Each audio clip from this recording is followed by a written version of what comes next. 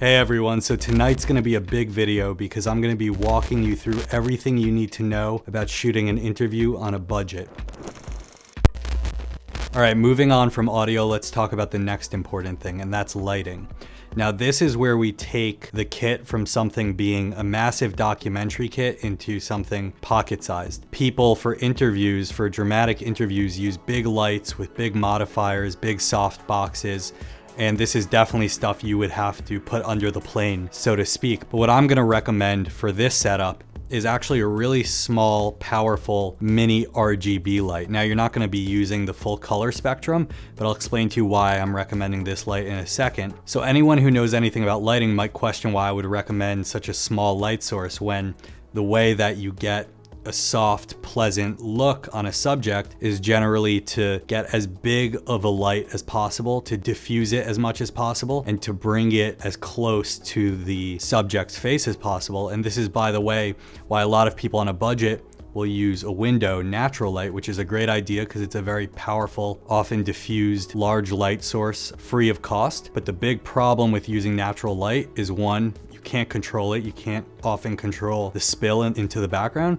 The other thing is it changes constantly, so your lighting will be inconsistent throughout the interview. So the reason I recommend this mini light is obviously because you can pack it in your bag and it's so small and portable for a minimal budget lighting setup. But generally I wouldn't recommend it to just shine on the subject's face. That's gonna look bad. It's gonna create a really harsh, flat look. What I recommend is grabbing a really affordable, foldable 5-in-1 reflector, which will act as a circular, thin piece of diffusion. You can get a grip and mount it onto a light stand, and then you can set up another light stand and mount the mini RGB light on it. And when you shine it through this circular piece of diffusion, you effectively get from this small but powerful light a larger and softer light source on the subject. And even though it's not going to be maybe as soft as a regular mono light with a softbox, it's still going to create a really pleasant effect. And you can see some examples from my interviews that I used this exact setup. And the great thing about it, you can see how small these mini RGB lights are.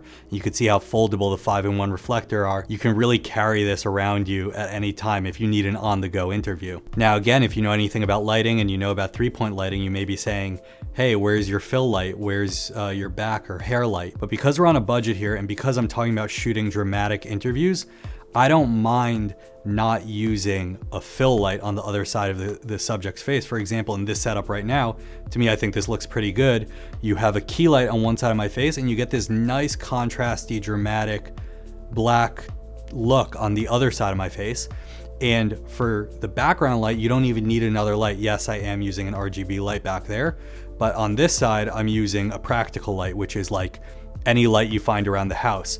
And this will just light up the background just enough that it creates separation between your subject and the background.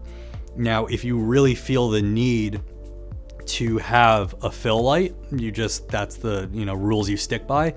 What you can do is get another 5-in-1 reflector, mount it on another light stand on the other side of the subject's face, and bounce it off the key light onto their face, and that will act as a fill light. Now, if you don't feel like bringing any of this diffusion stuff, all you want to pack is this mini light, you won't get as good of a look. But a trick you can do, and I had to do this recently with my brother, who's a journalist who was doing a really on-the-fly last-minute interview, is you can take that mini RGB light, which up close is going to look harsh, and you can move it as far away as you can from the subject with them still looking illuminated. And what that's going to do is it's going to make the light softer on them. The biggest limitation with this is that it's still going to have sort of a flat look, and you're not going to really be able to modify the light the way I am now. As you can see, I've kind of cut it off. I've hid part of my under my chin and the side of my face to really shape my face.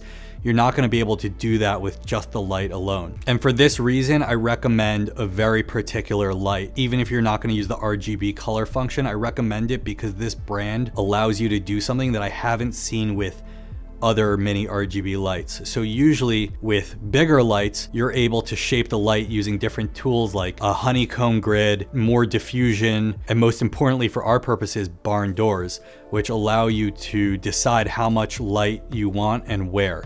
So oftentimes a big problem is when you're trying to create contrast between yourself and the background, you get a lot of spill from your key light. So barn doors allow you to cut that light from the background so it's only going onto you. And while bigger lights have this, basically all mini lights don't have these accessories, but this brand, Boling, which makes the light, which I think is called the Boling BL-P1, which is the light I'm using back there, they create mini accessories for that light. The way I'm keeping that blue light only back there is by using the barn doors. And you don't have to get this. You can get, you know, a light that's half the price without the accessories that's not RGB, but I really recommend it. You'll really find that you're gonna wanna shape the light as much as possible to shape the look as much as possible.